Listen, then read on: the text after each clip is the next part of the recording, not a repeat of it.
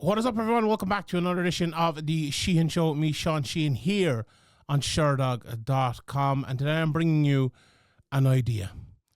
We've had a big problem for the last few weeks, months, years in mixed martial arts. And we talk an awful lot about it. And I suppose we sometimes proposition solutions. Other times just, complain about it and say something needs to be done, which is all fair, right?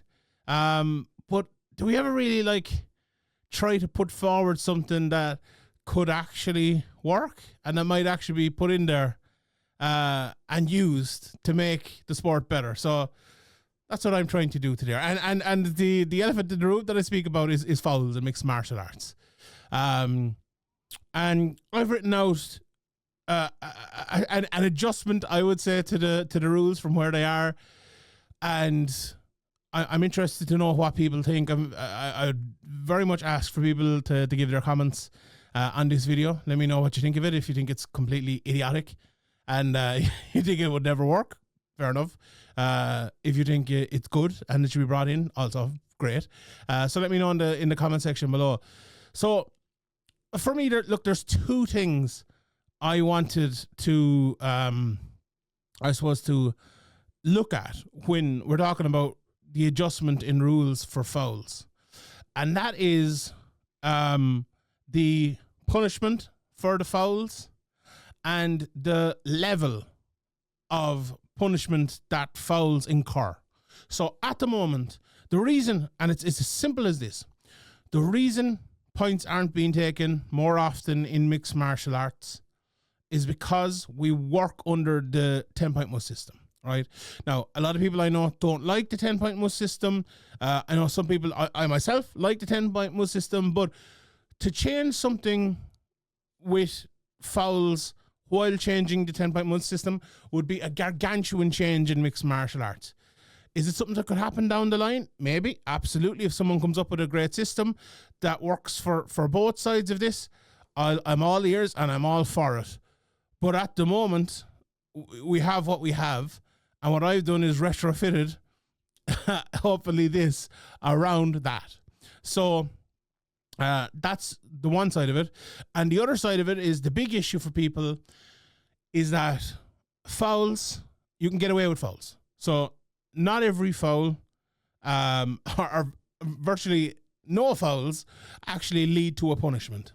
So in the system I've worked here, every single foul will have a punishment. So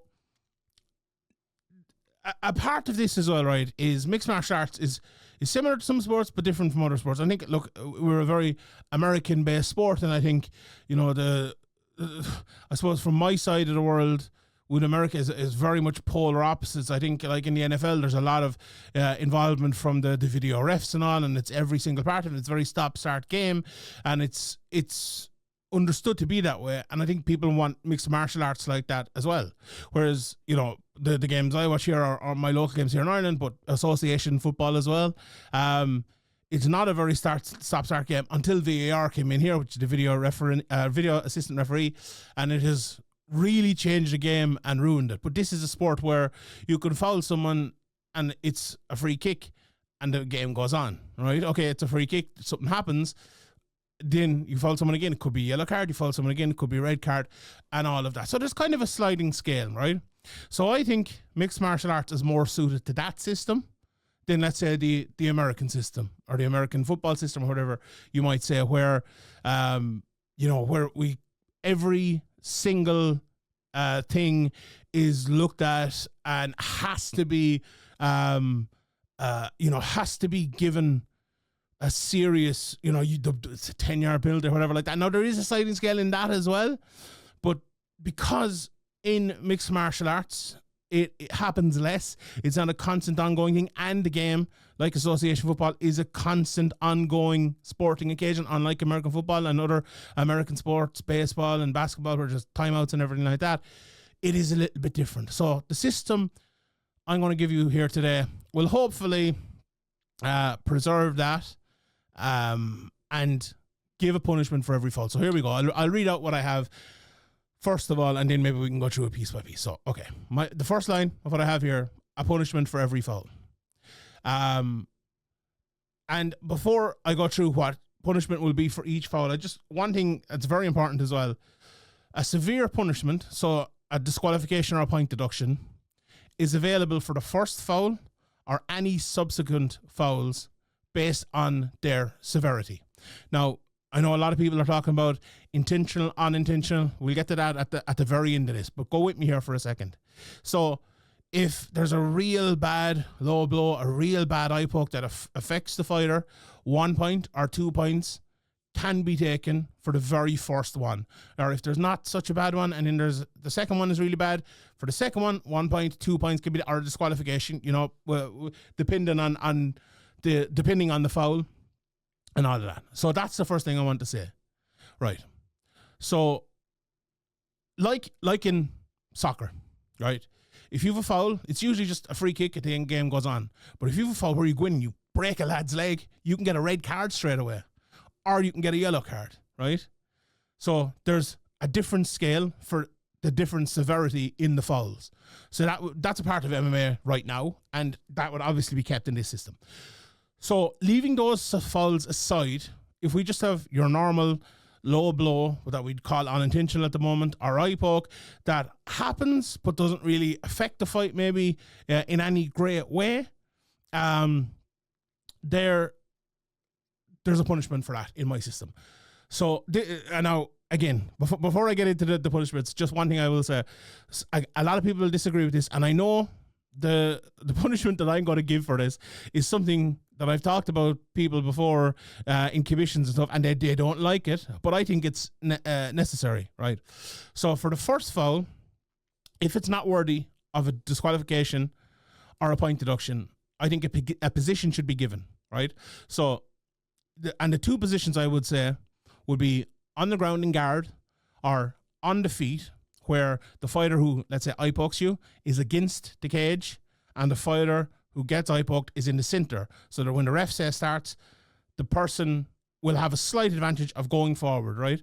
Or you can put them in the guard. Let's take the example, Conor McGregor fights Khabib Nurmagomedov. McGregor pokes Khabib in the eye. Khabib can put McGregor on the ground, and he can get on top of him in his guard. That's a big advantage for that sort of fight, right? Or if Khabib pokes McGregor in the eyes, Khabib has to go against the cage. McGregor starts in the middle of the cage, the center point, the monster can in the middle of the cage, and Herb Dean says start, and McGregor can go straight forward and fight basically against the cage against Khabib. Now, they can both leave at the same time, but there's a little bit of an advantage. The fight's on the feet. Okay, it's not a big advantage, it's not a massive punishment, but this is for a foul. This is giving a slight punishment for every single foul, right? Okay, so that's foul number one. And again, if it's worse than a slight foul, if it's like now, if it deserves a point to be taken, then take a point. If it deserves 2 points to be taken, then take 2 points. Okay, for the second foul, the same thing happens, right? A position is given in the exact same way, but now a yellow card is given if the foul is the same as the previous foul. So if there's 2 low blows in a row or 2 eye pokes in a row, let's use those examples, a yellow card is given, so as to more severely punish consistent fouls of a similar manner, right? So we know in a fight there can be, maybe there's an eye poke at one stage and maybe someone, accidentally hits a low blow at another stage. I think it'd be a little bit harsh to give someone more of a punishment for that. But they're still getting their punishment. They're getting their position taken away. But again, if it's 2 low blows or 2 eye pokes, they get a yellow card. And why is the yellow card important? We'll come to that in a second. Okay. For foul number 3, no matter if it's 3 eye pokes, 3 low blows, 2 eye pokes, 1 low blow, or whatever combination, a point is taken. So if a referee judges that you've fouled 3 times, a point is taken straight away. Simple as that. Foul number 4, and now we're getting into the serious, the serious ramifications here. You're 4 fouls in. So if you didn't get, this is where the yellow card comes into it. If you didn't get a yellow card earlier, 2 points are now taken. So if you foul 4 times, you're going to have 2 points taken away, which is a serious ramification in the fight. And if you do have a yellow card, so if this is persistent fouling of a similar way, now the yellow card is given on foul number 2, and you could have 2 different fouls after this, but again, you'll have at least 2 fouls 2 eye pokes and 2 low blows, or 3 eye pokes and 1 low blow, or something like that. It's persistent fouling in a similar manner, disqualification. So if you do basically 3 fouls of the same manner and then another foul with it, you're disqualified automatically. If you're on a yellow card coming into foul number 4, you're disqualified. So we know it. If you have this, like, this will stop someone fouling someone, right? If you know after 2 fouls you're going to have a point taken, it should hopefully stop people fouling. If after 3 you know you're going to get disqualified and you're going to lose the fight, then you hopefully will stop fouling. Or if you do, you'll be penalised heavily. And after that, if it goes on a 5th foul, automatic disqualification, no matter who it is. So like the 4th foul is 2 points taken if you're on a yellow card. If that fight goes on, there's a 5th foul, automatically disqualified. So there's that part of it. Now, I said I'd come back to the intentional part. So for clearly intentional fouls, now here is where I say clearly intentional. I spoke to an official about this a few weeks ago, actually, before all this happened. And we all, like, I feel like a lot of people know now that they call everything unintentional, basically. So let's keep everything at unintentional. All the fouls I talked about so far are all unintentional, right? Let's forget about intentional, unintentional. But for clearly intentional fouls, which is the best example I would give is a headbutt. It's a foul. It's so when you kick someone low, you can argue you were going to kick them in the inside of the leg, the outside of the leg. When you eye poke someone, you can argue that you were going in. You can argue going in to punch them and the finger slip. There's an argument around it. If you headbutt someone, bang, that's an illegal foul no matter when it happens, right? So that's an intentionally illegal foul. That's under my system here. That's an automatic disqualification. So there's no such thing anymore as is that intentional? Is this intentional? Is that illegal? Is this illegal? And all of that.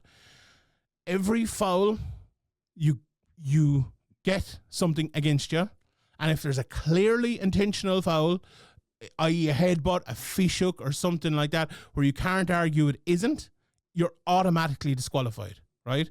So we take away that ambiguity. We're not even thinking about whether an eye poke is intentional or unintentional. Now, again, if a referee deems it to be, if it's something really bad, if there's a foul line he's ground, it goes like that right into his eyes, the referee can automatically disqualify you. That was the second point here. So hopefully that would clear that part of it up as well. And the last thing I would say is just a reiteration of what already exists in the system. If a fight ends due to one of the fouls, whether it is a non-severe foul, right? So like great example, Tom Aspinall, Ante D'Elia fights. Those exact fouls, they would end if the fight finishes before the 3rd round in a 3-round fight or before the 4th round in a 5-round fight, it'll be a no contest. Similar to what we have right now. I think that's fair on everybody. I think, look, the Aspinall fight showed that was fair. The D'Elia fight showed that it was not fair in a different sort of way, but go with me here for a second. And then it will go to a technical decision if the foul happens in the 3rd round of a 3-round fight or the 4th or 5th round of a 5-round fight. So hopefully that clears everything up. Hopefully I've thrown something out there that maybe people will think about and that people will be willing to give a chance and maybe discuss and debate. And again, all I would say is we have a sport right now where we can't punish every foul because the punishment for the fouls that we have at the moment is too harsh. I have given you a way to punish every single foul, and it's not too harsh, but if there's consistent or severe fouling, the punishment can be very harsh. So that's what we need. And under my system, hopefully, that's what we've got. All right, everyone. That's it from me for this video. Thank you very much for tuning in. Again, please let me know what you think in the comment section below. If you would like, please spread out this video on Twitter or Facebook, on Instagram, or wherever you would like. And yeah, thanks very much. That's all from me today. I'm Sheehan for Sherdog.com. I'll see you all next time.